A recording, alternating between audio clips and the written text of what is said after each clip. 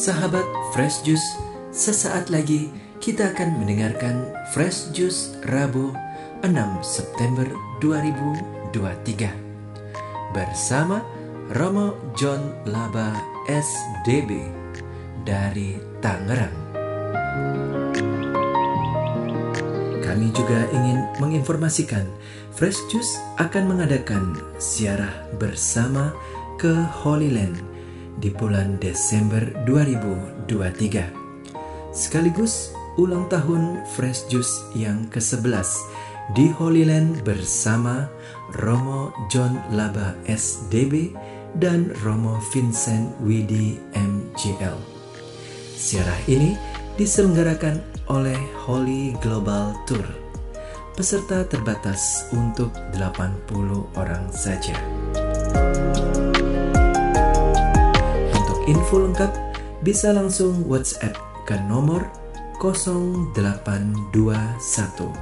1212 2525 atau bisa bergabung di grup WhatsApp dengan klik bit.ly/FJ-Holyland 2023. Akhirnya, mari kita mendengarkan renungan hari ini.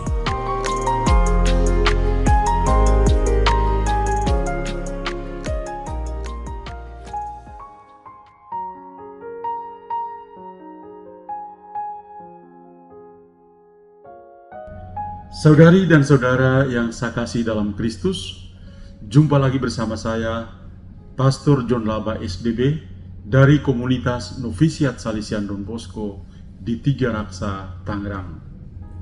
Hari ini, hari Rabu Pekan Biasa yang ke-22, saya akan membacakan Injil Lukas bab 4 ayat 38 sampai 44 dan melanjutkannya dengan memberikan renungan. Sekarang saya bacakan. Tuhan bersamamu dan bersama rohmu. Inilah Injil suci menurut Lukas. Dimuliakanlah Tuhan. Setelah meninggalkan rumah ibadat di Kapernaum, Yesus pergi ke rumah Simon. Adapun ibu mertua Simon sakit demam keras, dan mereka minta kepada Yesus supaya menolong dia. Maka Yesus berdiri di sisi wanita itu, lalu menghardik demamnya. Segera penyakit itu meninggalkan dia. Wanita itu segera bangun dan melayani mereka. Ketika matahari terbenam, semua orang membawa kerabatnya yang sakit kepada Yesus. Ia meletakkan tangan atas mereka masing-masing dan menyembuhkan mereka. Dari banyak orang itu keluar juga setan-setan sambil berteriak, "Engkaulah Anak Allah." Tetapi dengan keras Yesus melarang mereka berbicara karena mereka tahu bahwa Dia adalah Mesias.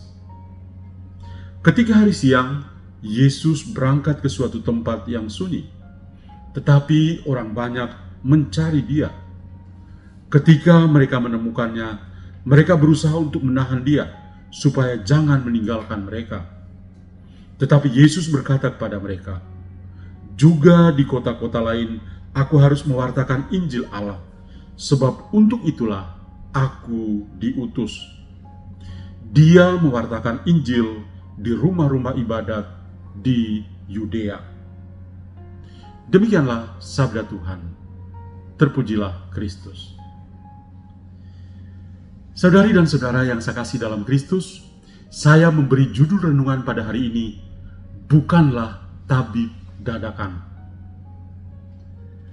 Selama 2 hari terakhir ini, kita mendengar kisah Yesus yang luar biasa di dalam Injil Lukas.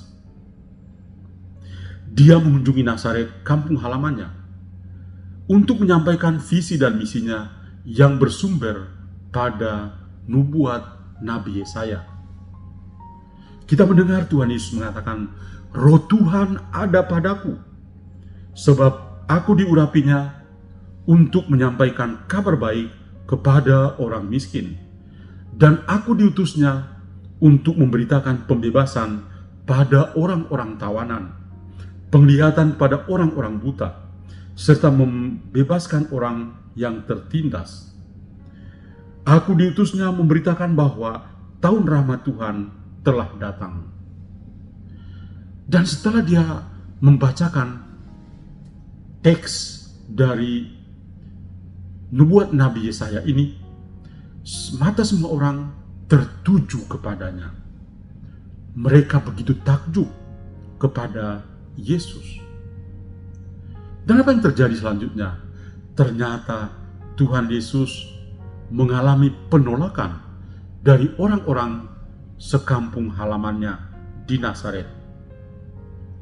Selanjutnya Tuhan Yesus meninggalkan Nazaret menuju ke Galilea dan menjadikan Kapernaum sebagai markasnya bersama para murid. Disinilah tempat dia mengajar dan menunjukkan kuasa dan wibawa, serta menyembuhkan begitu banyak orang yang datang kepadanya. Dan lagi-lagi mata semua orang tertuju kepada Yesus. Dia bahkan disegani dan diakui oleh roh-roh jahat sebagai yang kudus dari Allah. Perikop Injil yang kita dengar pada hari ini mengisahkan tentang Tuhan Yesus yang keluar dari dalam rumah ibadat di Kapernaum setelah mengajar dan mengusir roh jahat. Dia pergi ke rumah Simon. Mertuanya saat itu sedang sakit demam keras. Ia diminta untuk menolong dengan menyembuhkannya. Cara penyembuhannya unik. Tuhan Yesus sendiri di sampingnya dan menghardik demam, dan demam pun meninggalkannya. Mertua Simon yang tanpa nama ini sembuh seketika. Dia pun bangun dan melayani Yesus dan para muridnya. Pada sore harinya, Tuhan Yesus juga melakukan penyembuhan-penyembuhan yang lain. Banyak orang datang dan memohon supaya Tuhan Yesus menunjukkan kuasa penyembuhannya. Cara penyembuhannya juga unik. Dia meletakkan tangan atas mereka. Dan ini menjadi berkat bagi mereka. Dia menyembuhkan. Bahkan setan-setan pun keluar sambil berteriak seraya mengakuinya sebagai anak Allah. Apakah Tuhan Yesus membanggakan diri depan mereka? Ternyata tidak. Tuhan Yesus tidak menepuk dada di depan orang-orang yang sakit yang dia layani, bahwa dia hebat. Yang terjadi adalah Tuhan Yesus melarang mereka untuk membicarakannya sebagai Mesias. Tuhan Yesus menjadi tabib yang sangat viral pada waktu itu. Dia bukan tabib dadakan atau tabib-tabiban. Dia sungguh datang ke dunia untuk menyelamatkan semua orang yang berharap kepadanya. Semua karena cintanya kepada manusia. Dia adalah anak Allah yang menyembuhkan. Banyak kali kita bukan seperti orang-orang sakit di dalam Injil. Ketika mereka mendengar Yesus datang, mereka datang dan memohon supaya Tuhan Yesus menyembuhkan mereka. Kita ternyata beda. Banyak di antara kita ketika sakit, mereka kemana? Mereka pergi kepada dukun, bukan kepada Tuhan. Kadang-kadang mereka pergi kepada pendoa. Dan kadang-kadang pendoa juga, ya, menunjukkan kemanusiaannya lebih besar daripada keilahian. Bagi saya ini adalah sebuah kesalahan yang fatal.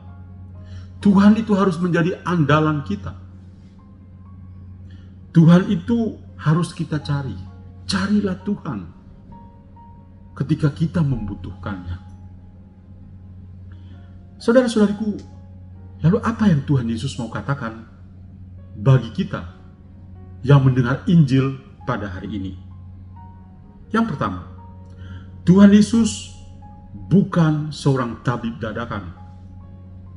Dia sungguh datang untuk menyelamatkan semua orang yang percaya dan berharap kepadanya.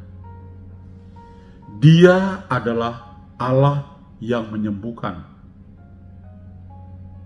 Banyak kali kita bukan seperti orang sakit dalam Injil yang tadi saya katakan, lebih mencari dukun, mencari pendoa, bukan mencari Tuhan. Hari ini Tuhan mengoreksi cara hidup kita. Kalau Anda sakit, carilah Tuhan. Berdoalah, mintalah petunjuk supaya Tuhan menunjukkan jalan, mendapatkan dokter yang tepat dan obat yang tepat pula. Yang kedua, Tuhan Yesus menunjukkan kuasa-Nya atas segala sesuatu. Dalam perikop Injil kita pada hari ini, kita mendengar demam yang keras dilenyapkannya. Berbagai macam jenis penyakit dan kuasa setan dipatahkannya.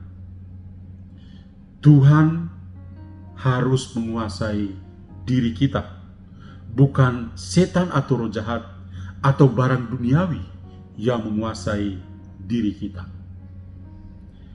Yang ketiga, Tuhan Yesus adalah misionaris dan penginjil sejati.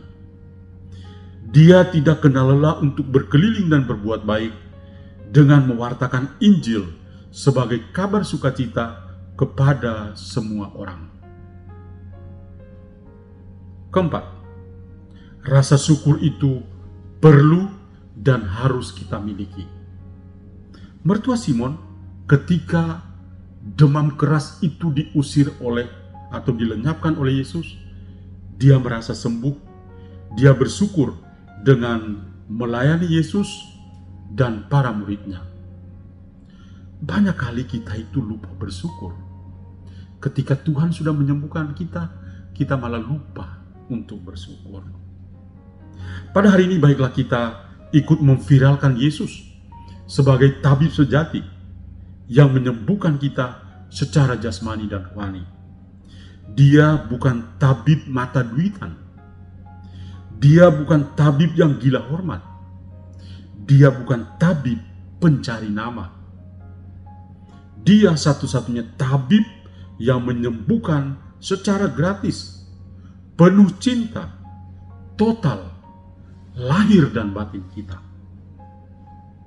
Yesus sungguh luar biasa. Marilah berdoa. Tuhan Yesus Kristus, datanglah dan sembuhkanlah kami. Kami sering tidak mengandalkan Engkau di kala sakit. Kami malah lebih mengandalkan manusia, lebih mengandalkan dukun. Ampunilah kami, Tuhan. Kami juga kurang bersyukur manakala Engkau menjamah dan menyembuhkan kami. Ampunilah kami ya Tuhan Yesus, yang tidak tahu bersyukur ini.